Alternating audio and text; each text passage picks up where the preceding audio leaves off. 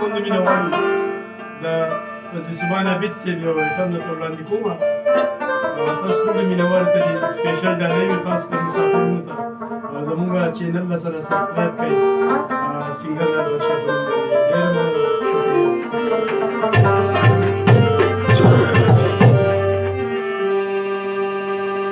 نو بیان زړه به تر سو